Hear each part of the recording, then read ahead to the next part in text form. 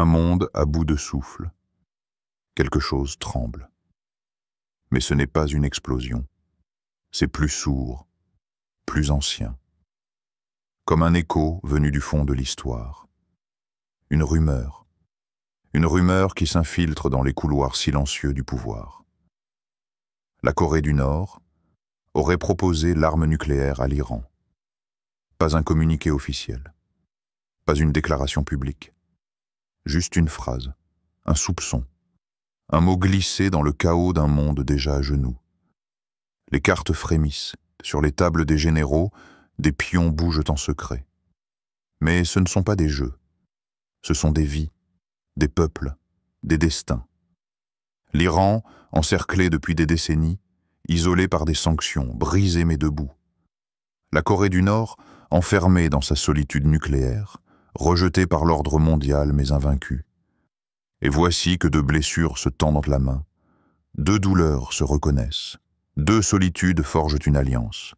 Les radars s'activent, les satellites se braquent, les puissances s'agitent mais en silence. Car le vrai choc, cette fois, n'est pas visible. Il est existentiel. Est-ce la fin ou le commencement d'un autre ordre? Mais, au-delà de la géopolitique, une autre dimension s'ouvre, cachée, spirituelle, car derrière chaque mouvement sur Terre, il y a une permission céleste. Et parfois, une mise en garde. Verset du Coran, un miroir dérangeant. Et quand on leur dit « Ne semez pas la corruption sur la terre », ils disent « Au contraire, nous ne sommes que des réformateurs ». Sourate Al-Baqarah 2:11.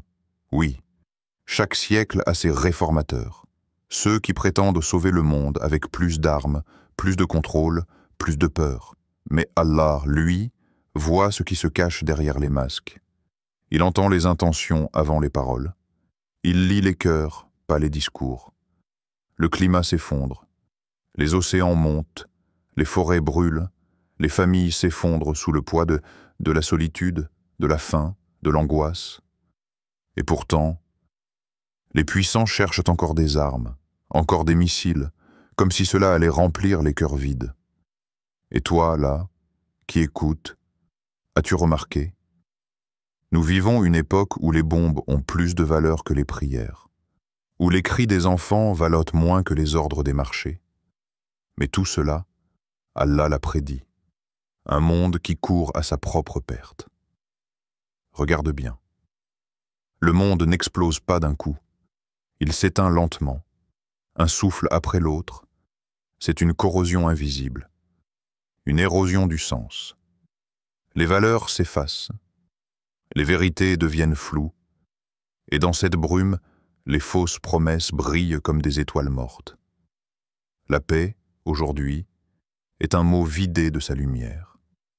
Elle est utilisée comme une arme, détournée, déformée. Mais il y a autre chose, une paix plus ancienne, plus profonde, une paix qui ne dépend pas des traités ou des alliances. C'est celle que l'on ressent quand on se détache du monde, quand on ferme les yeux et qu'on dit, du fond du cœur, « Hasbuna Allah wa ni'mal wakil ». Allah nous suffit, et il est le meilleur garant. Un rappel oublié. Les empires sont tombés. Les royaumes ont été retournés comme des feuilles. L'histoire ne s'écrit pas uniquement dans les bureaux des hommes. Elle s'écrit aussi dans le silence des anges. Tu crois peut-être que ce monde appartient aux puissants. Mais écoute bien ceci. À Allah appartient la royauté des cieux et de la terre. Il crée ce qu'il veut. Il donne à qui il veut et retire à qui il veut. Sourate Ash-Shura 42-49. Alors, pourquoi cette vidéo est-elle devant toi aujourd'hui? Peut-être parce que tu fais partie de ceux dont le cœur peut encore entendre. Peut-être parce qu'au milieu du vacarme, tu ressens, toi aussi, que quelque chose ne va pas. Pas seulement sur les cartes, mais dans l'âme humaine. Et si cette tension mondiale n'était que le reflet de nos guerres intérieures? Et si les bombes extérieures n'étaient que la projection de nos colères, de nos peurs, de nos blessures non guéries? Et si Allah attendait, non pas qu'une nation se rende, mais qu'un cœur s'éveille, un monde à bout de souffle. Quelque chose tremble. Mais ce n'est pas une explosion. C'est plus sourd, plus ancien. Comme un écho venu du fond de l'histoire. Une rumeur qui s'infiltre dans les couloirs silencieux du pouvoir. La Corée du Nord aurait proposé l'arme nucléaire à l'Iran. Pas un communiqué officiel, pas une déclaration publique, juste une phrase, un soupçon, un mot glissé dans le chaos d'un monde déjà à genoux. Les cartes frémissent, sur les tables des généraux, des pions bougent en secret. Mais ce ne sont pas des jeux, ce sont des vies, des peuples, des destins. L'Iran, encerclé depuis des décennies, isolé par des sanctions, brisé mais debout. La Corée du Nord, enfermée dans sa solitude nucléaire, rejetée par l'ordre mondial mais invaincue. Et voici que deux blessures se tendent la main, deux douleurs se reconnaissent, deux solitudes forgent une alliance. Les radars s'activent, les satellites se braquent, les puissances s'agitent mais en silence.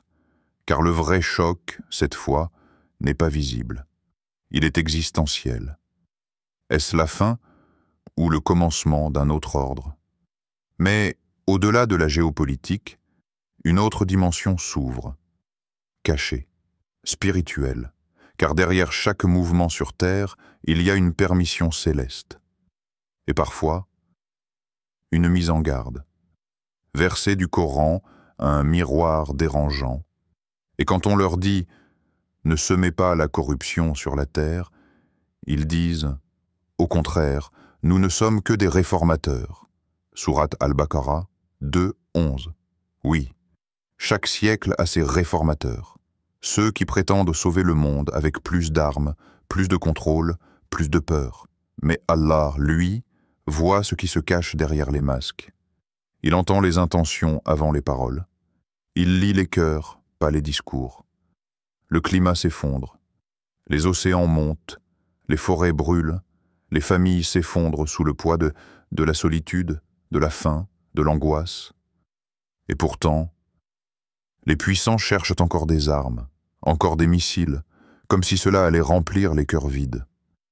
Et toi, là, qui écoutes, as-tu remarqué?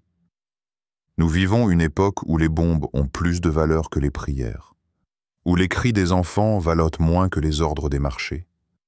Mais tout cela, Allah l'a prédit. Un monde qui court à sa propre perte. Regarde bien. Le monde n'explose pas d'un coup. Il s'éteint lentement, un souffle après l'autre. C'est une corrosion invisible, une érosion du sens.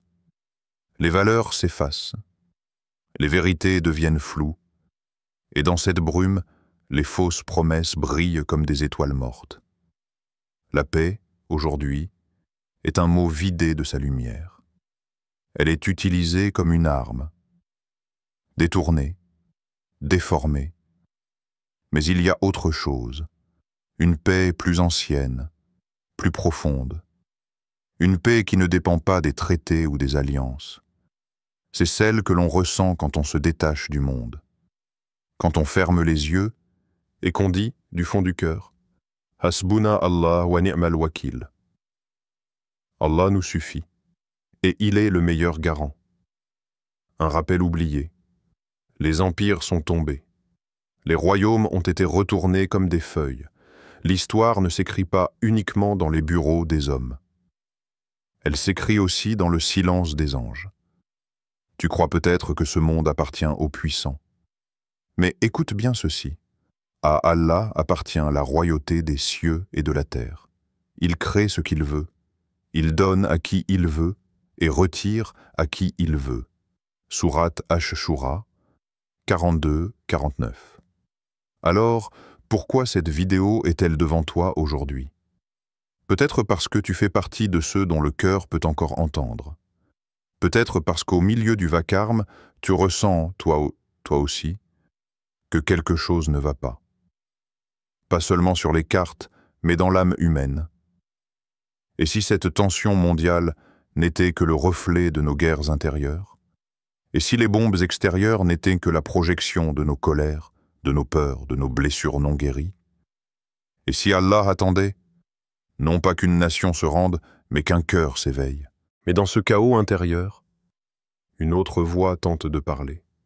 Elle est plus douce, plus profonde. Elle ne crie pas.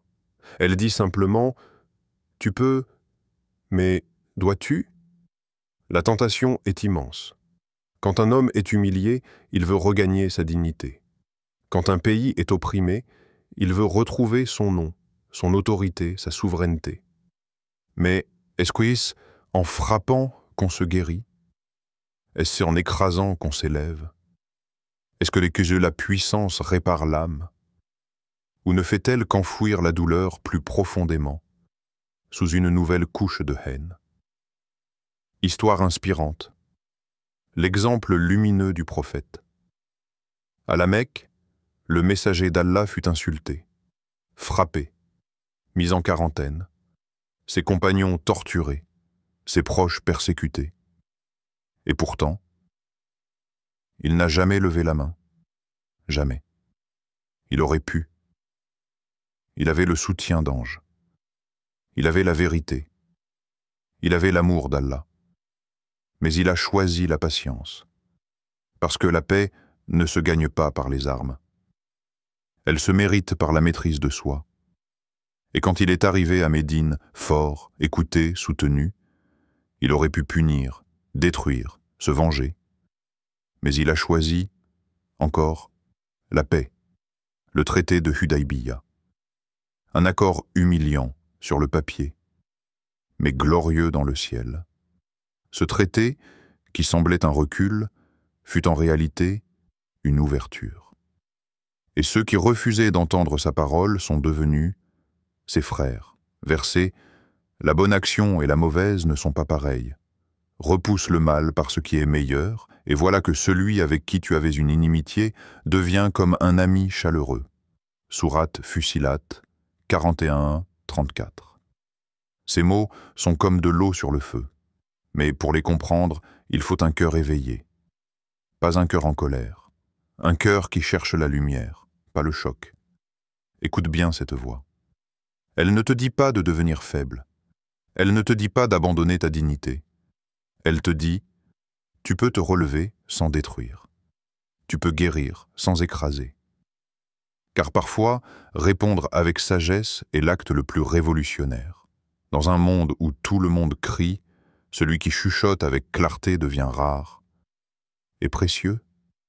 Et toi, oui, toi qui regardes, tu as sûrement connu l'injustice, des mots blessants, des regards méprisants, des portes qui se ferment, des trahisons que tu n'as jamais méritées. Alors pose-toi cette question sincèrement.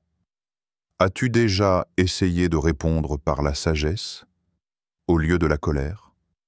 Pas pour les autres, pas pour te montrer bon, mais pour te libérer, toi. Car la haine, même légitime, est un poison lent. Elle ronge, elle use, elle t'enchaîne à ce que tu combats. Mais la sagesse, elle te libère, elle t'élève, elle fait de toi un phare, et non une torche. Les plus grands guerriers de l'histoire sont ceux qui ont vaincu leur propre cœur. Et celui qui maîtrise sa colère est plus fort que celui qui conquiert 1000 villes. Le secret est là, dans cette tension entre je peux et je dois, entre justice et orgueil déguisé. Et parfois, Allah permet que tu sois humilié, non pas pour que tu t'armes, mais pour que tu t'éveilles, pour que tu retrouves le chemin du pardon supérieur, celui que seuls les cœurs profonds peuvent emprunter. Et si tu décidais, aujourd'hui, de choisir la lumière, même quand le monde te pousse vers l'ombre, même quand tout en toi crie vengeance, et si la vraie puissance, c'était le calme que tu offres quand tu pourrais tout détruire?